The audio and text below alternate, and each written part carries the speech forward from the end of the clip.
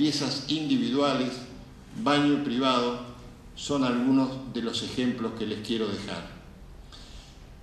Construimos, con el apoyo de don Jorge Blanco Villegas y de toda la comunidad, nuestro querido Hospital de Niños, siendo 2.800 metros cuadrados de edificio, con salas de lactantes y primera infancia, terapia infantil, consultorios externos, centro de vacunación, y junto a la Fundación, mañana estaremos inaugurando un excelente Zoom y cuartos para los futuros residentes.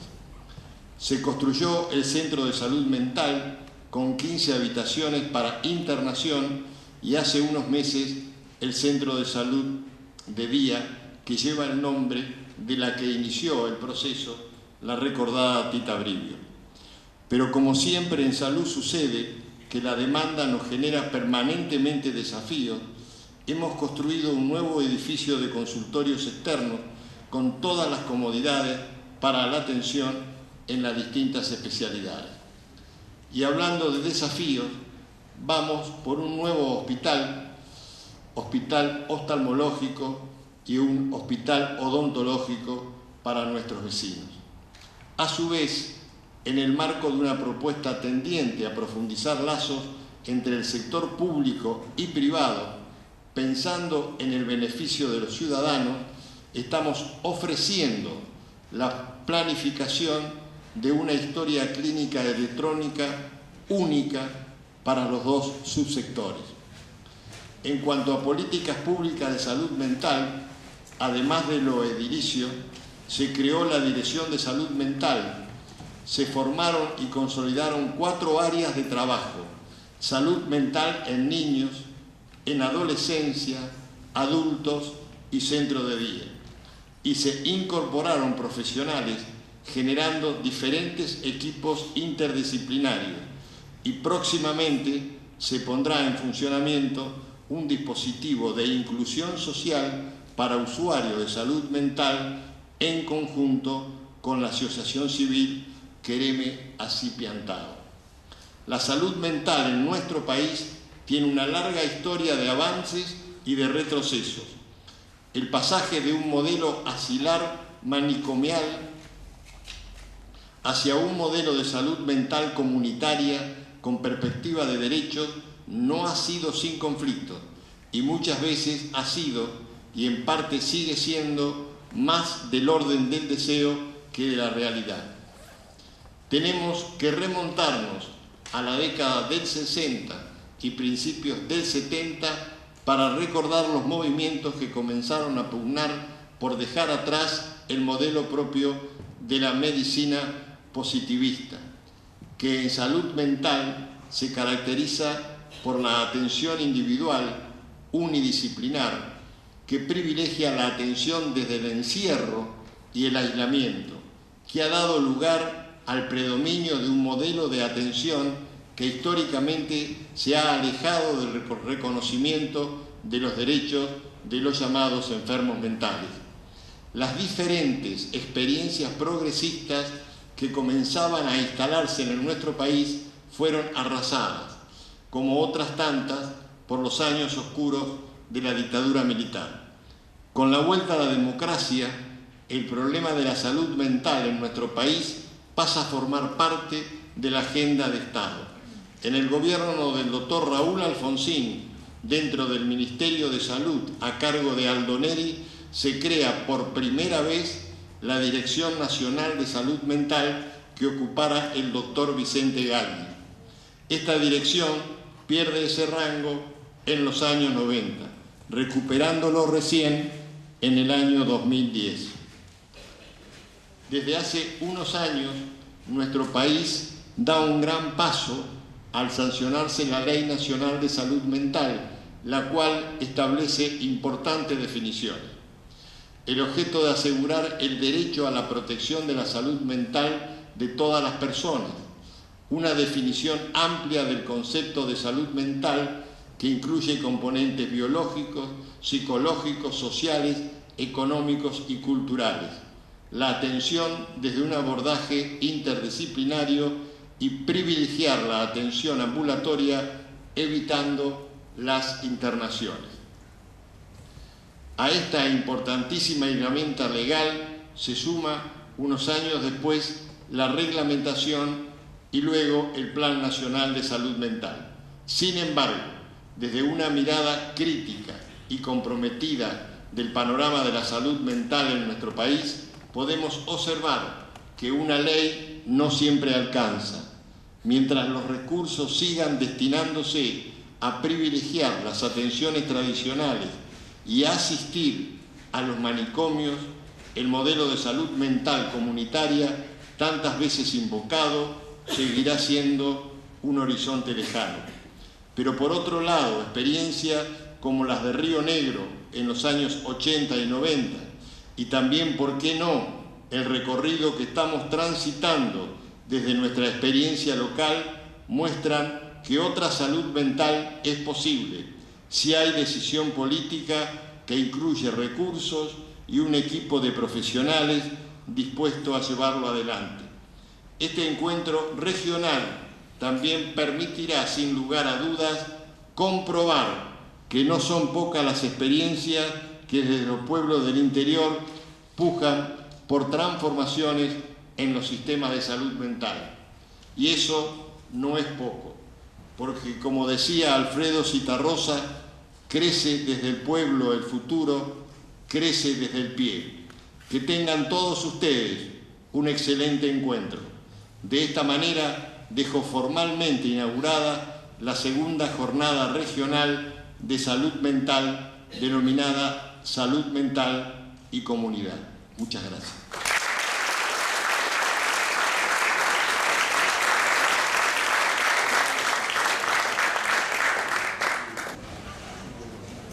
Bueno, ambos son autores del libro La desmanicomialización, crónica de la reforma del sistema de salud mental en Río Negro.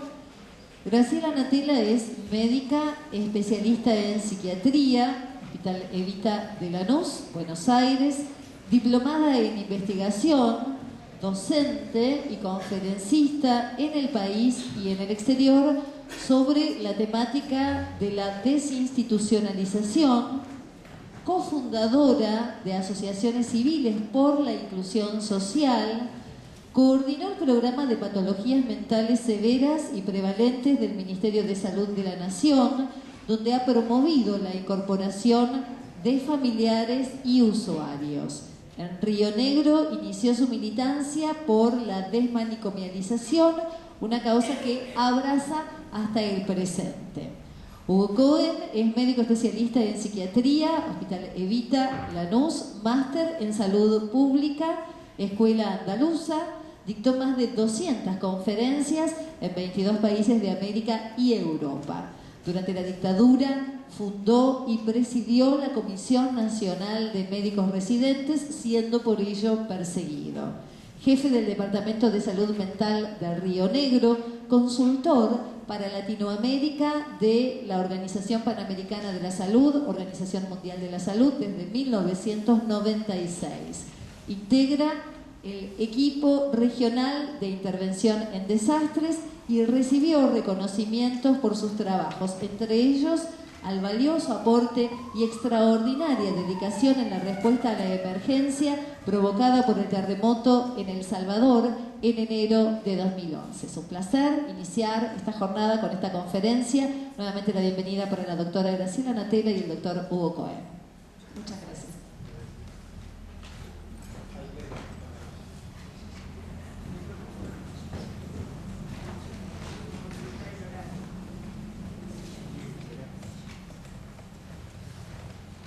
A las 2 de la mañana más o menos. Bueno, buenas noches, es un gusto poder estar aquí. Luego de varios intentos, esta vez lo logramos. Quiero agradecer en primer lugar al señor Intendente, a las autoridades de la Secretaría de Salud y en particular al director de Salud Mental, el licenciado Luciano Grasso, que ha tenido la paciencia de insistir hasta que pudimos llegar. Realmente es una alegría y bueno, en un escenario realmente hermoso que ustedes tienen acá. Agradecemos nuevamente esta invitación. Vamos a intentar repartir los tiempos. Yo preguntaba el tiempo en función de, inclusive, tal vez lo mejor es el intercambio más que monólogo, sino un ida y vuelta. Entonces nos tomaríamos unos 25 minutos cada uno. ¿Está bien o es demasiado? ¿Sí? Y después dejaríamos el tiempo para las preguntas. Intentamos un poco darle una cierta coherencia en el sentido de mi intervención sería vinculada a los fundamentos, o sea, ¿por qué esto de la desmanicomialización? ¿De dónde sale? ¿A quién se le ocurrió? ¿Por qué hay que hacer esto ahora? ¿Qué clase de idea es esta de que ahora las personas con trastornos mentales van a andar por la calle, en el hospital general, van a trabajar, van a tener un café? O sea, ¿por qué? ¿Sí? Si cerramos la puerta y nos sinceramos, seguramente que muchos colegas, muchos vecinos, muchos familiares, muchas personas estén consultando y preguntando, bueno, ¿esto por qué? ¿Quién se le ocurrió? Luego haría 2 o 3 reflexiones muy breves y Graciela tomaría fundamentalmente lo que es el desarrollo y la organización de sistemas y servicios de salud mental ya en su funcionamiento cotidiano. Probablemente con algunos de ustedes hemos conversado esto ya, porque yo tuve el gusto he sido convocado por la Secretaría de Salud Mental y Adicciones del Ministerio de la Provincia de Buenos Aires para acompañarlos en un proceso de una serie de capacitaciones y de consulta para la elaboración de una propuesta en la provincia de salud mental, y he podido recorrer varias localidades, no todas. La más cercana tal vez donde estuve fue en Tres Arroyos, pero no es esta región, es mucho más al sur. Pero bueno, a lo mejor nos hemos encontrado con algunos de ustedes en alguna de esas oportunidades. Y de paso me adelanto, tomando un poco las palabras que dijo el señor Intendente y Emiliano Galende. Cuando uno anda por el interior encuentra desarrollos que no hay a nivel central. O sea, Emiliano decía que hay desarrollos a nivel central que todavía no hay en las provincias, efectivamente, ni órgano de revisión, ni unidad de letrados, eso es correcto. Pero a lo mejor cuando uno quiere ver las prácticas concretas en centros de salud, en hospitales generales, está mucho más desarrollada en muchas pequeñas y medianas localidades que las grandes ciudades o la capital federal, ¿no? O sea que esto también es interesante mencionarlo. Entonces, ¿cuáles son los fundamentos? Los fundamentos serían 3 ejes: lo jurídico-legal, ¿sí?, lo político-institucional y lo epidemiológico. Yo me permití organizarlo así. El jurídico-legal, yo podría hablar mucho, se aburrirían enormemente.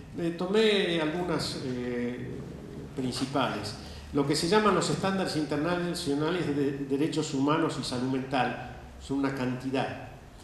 El principal tal vez es la Convención Internacional de los Derechos de las Personas con Discapacidad de las Naciones Unidas, sancionado, o sea, aprobado, mejor dicho, en las Naciones Unidas en 2006, que la Argentina ratificó por ley en el 2007. O sea que ya la Argentina en el 2007 tenía su ley de salud mental. O sea, aquel que conoce la Convención Internacional de los Derechos de las Personas con Discapacidad puede afirmar que, bueno, efectivamente ya se tenía un marco de cómo proceder, o mejor dicho, cómo se debía proceder, ¿sí? Recientemente, a fin del año pasado, esa ley que ratificó la Convención Internacional de los Derechos de las Personas con Discapacidad se le dio rango constitucional. Entonces está incorporada, integrada a la Constitución. O sea que tenemos una ley de salud mental que es parte de la Constitución, digamos, para decirlo en términos prácticos. Lo importante, creo yo, esta la puedo sacar, no, esto no, ahí está. Es que la Convención Internacional, no sé, ¿cuántos de ustedes tienen conocimiento de la Convención? ¿Puedo? ¿Sí? Bueno, son 4 manos más algunos tímidos que no levantan. Pero esto es parte de lo que queríamos conversar con ustedes, que efectivamente hay una cantidad de normas, de leyes, de herramientas técnico-científicas que no conocemos. Y no conocemos no porque no nos gusta o somos vagos o lo que fuera, es otro problema, sino de que nadie, la academia, no se encargó de formarnos en el pregrado ni en el posgrado con esos instrumentos. Es muy sencillo. Uno no sabe porque en las instancias donde uno tiene que aprender no se lo enseñaron. En la facultad nadie le dio una clase de qué es la Convención Internacional de Derechos de las Personas con Discapacidad. Van a ser 10 años que existe, o sea que no es del año pasado. Bien. Estos son puntos que hacen a interrogarse, ¿no? O sea, ¿por qué? ¿Por qué yo que tengo derecho a aprender no me dijeron que esto existía? La convención que plantea un cambio de 180 grados en lo que justamente fuimos formados los médicos, pero también el conjunto de los que trabajamos en salud y en el campo de lo social, pero fundamentalmente en la medicina. ¿Por qué? Porque nosotros aprendimos que las personas, por ejemplo, que tienen diagnóstico de esquizofrenia son crónicas, peligrosas, irrecuperables y van al deterioro progresivo. Eran 4 categorías, lapidario, no hay que salir, ¿verdad? Y resulta que la Convención Internacional ahora cambia 180 grados. ¿Qué plantea la Convención Internacional? La Convención plantea que todas las personas son capaces hasta que se demuestre lo contrario. Pero doctor, esa mamá es psicótica, tiene 2 chicos, ¿usted me va a decir que ella puede mantener a esos niños y criarlos y no está? No lo digo yo, lo dice la Convención. Para hacerla breve, la Convención lo que plantea es que, más allá del diagnóstico que sigue existiendo, el énfasis lo debemos poner en los apoyos y soportes que la persona necesita para seguir estando incluida en la comunidad. Vamos a poner un ejemplo más sencillo que lo tenemos culturalmente ya incorporado. El ejemplo de una persona que tiene un politraumatismo, se le amputan los miembros inferiores. No es lo predominante amputación de miembros inferiores, sino si se le provee de silla de rueda, si hay rampas para poder acceder a los edificios, si podemos transitar en los cordones de la vereda, ¿sí? Si hay baños adecuados para que yo pueda, si hay medios de transporte que me permitan. Eso mismo hoy está planteado en el 2006 para el campo de la salud mental, más allá del diagnóstico que se trate.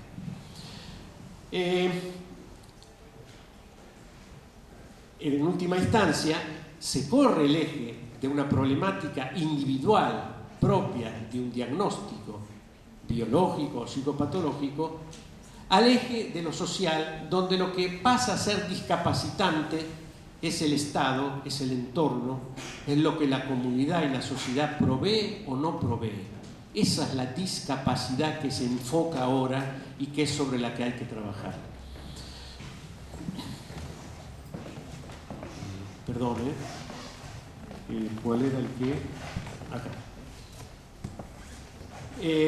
Bueno, previo a la Ley Nacional de Salud Mental ya había fallos de la Corte Suprema de Justicia, no recuerdo los años, pero ya hace muchos años, bueno, a partir del año 2000, donde justamente se reivindicaba esto que estamos diciendo, el derecho a la persona a estar incluida, ¿sí? Y derecho igual que cualquier otro individuo a casarse, a estudiar, a trabajar, a transitar, a comprar, a vender.